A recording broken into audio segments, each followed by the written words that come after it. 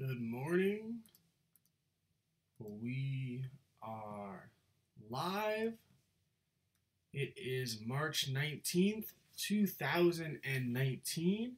Thank you for joining me. Just by being here, you are committing to your own education and, of course, the education of our children, which is the most effective way to make the world a better place going forward. So, I have what I believe to be a very important show going forward, but before I get into it, I wanted to talk about something that I might have discovered by chance this morning that no one is talking about. So I'm going to have to go back into my old videos that I posted and check all of the reference notes I've made in the past, because when I woke up this morning, my plan was to pull up an old report that I had done and use the referencing from that report so I didn't have to go through all new information. And what I found out is that YouTube actually took down the reference notes that I used as part of the report, because whenever I posted anything in the past, I use extensive referencing so that people who know how to properly reference could go through the reference notes and say, okay, this information is true. So I don't know if that's just a coincidence or if YouTube is going through videos or using the algorithms to take down people's reference notes, but that would certainly be an interesting development in the age of censorship. So anecdotal, but something that I found very interesting. But if you watched my video yesterday, I talked about the proper education of a child, and the example I used was history education. And I took two children. You have children A, who learns their history how most of us learn. They get information in textbooks at school and the information that their teachers tell them. They're told in 2 weeks, 3 weeks, a month, you have a test on chapters 1 through 8 in the textbook. It will be covering the Civil War. And the children are expected, in a very short period of time, to memorize a large volume of information. This will come down to what I call volume learning versus finite learning. So the children, over the next couple of weeks, they memorize what's in the textbook. The Civil War included this battle, that battle, these were the generals, this was the president, and this was the overarching theme of the Civil War. And they get a multiple choice test at the end of that period, and if they repeat back the information that was, hey Joan, how's it going?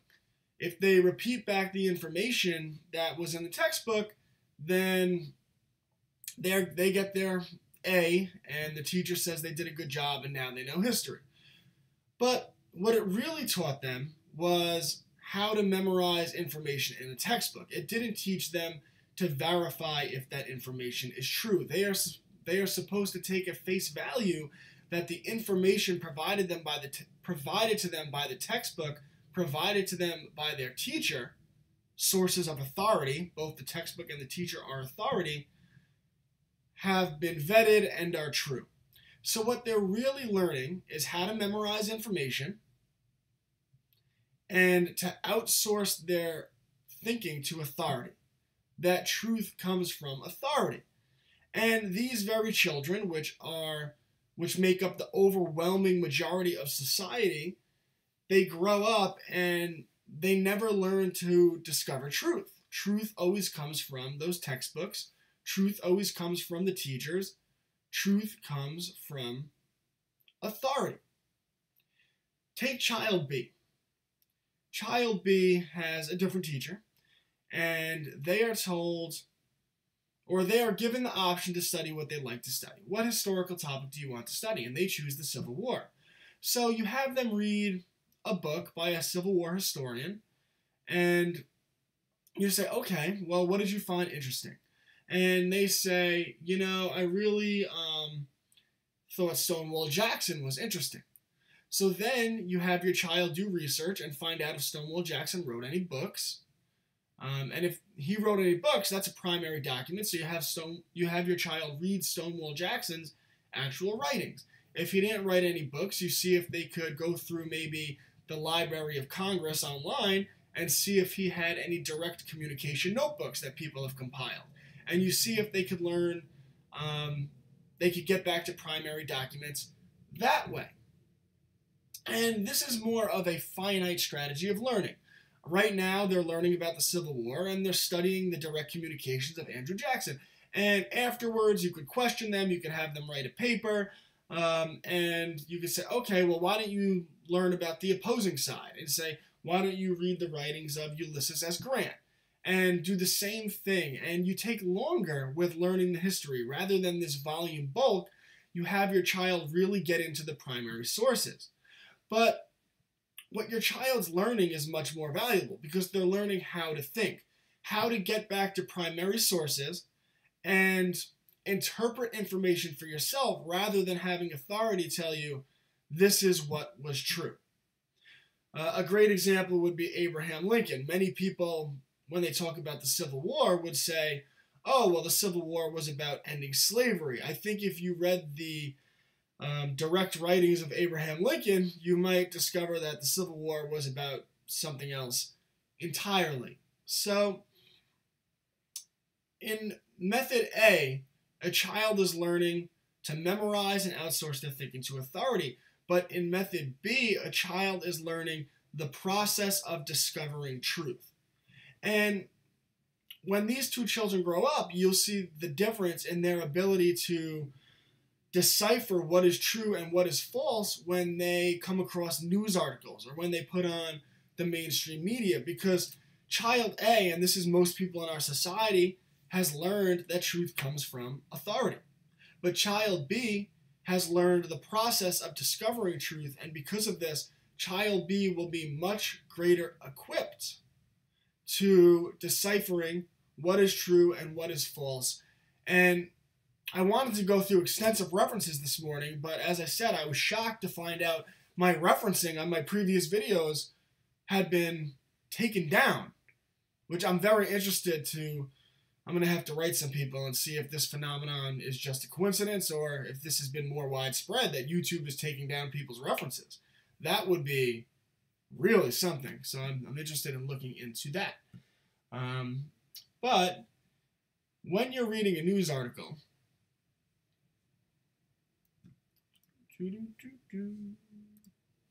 okay, let's get me really small in this corner. So, actually, so this is an article by the Free Thought Project. Okay. You know, it's interesting how school indoctrinates people, because when children are given assignments, they're asked to write papers for school, even the way they are asked to source is all about authority, right? The teacher will say, you have to use reputable sources. So you need to use sources that come from the main, for instance, you have to use sources like the New York Times or CNN or academic journals, scientific journals. Did you know the replication crisis within the science community, that 50% of studies published in scientific journals can't be replicated when different scientists come along and attempt to do the same experiments? And if they can't be replicated, that means it's garbage. Which means if you're just randomly quoting a scientific journal, it's just about as good as flipping a coin. It's 50-50. If you're quoting a scientific journal, you have to then look, have different scientists been able to replicate this study? And if it's been replicated, you say, okay, the odds of this being true are now greater than 50-50. But again, people say, oh, science, they don't know about sourcing. They're talking about science as authority rather than science as what is proven. But people will be told, okay, you need to write a paper for your class, and we expect you to use authoritative sources. So if you use the New York Times, the teacher will accept that authoritative source. But of course, if the New York Times reports something as an anonymous source is telling us that Donald Trump is orange and Donald Trump is bad, Donald Trump is corrupt, well, all you really have is authority telling you that an anonymous source, so a primary source which can't be tracked, is telling them something. it could be true, but because you can't get back to the primary source, it doesn't really have much value. But if you came back to your teacher with, I don't know, the Free Thought Project, right? They would say you can't use that information. But if you just take this article, for example, it would be world-class journalist admits the media is completely fake. We all lie for the CIA. And then you would just go through the article and say, okay, and this is how people don't read, but this is really how people should read. According to a recent Gallup poll, only 4 out of 10 Americans trust the mass media. So I want to find out if that's true. I hit Command, I click on that little blue link, and that takes me to a Gallup poll. Americans' trust in media remains historically low, and I'm not going to read all the way through it, but I could read down the Gallup poll and confirm if that information is true. And this is how people should read articles. It's better to read 3 articles a day and check the sourcing than read 25 articles and not check the sourcing, because by checking the sourcing, you're verifying what's true. So you go down the articles.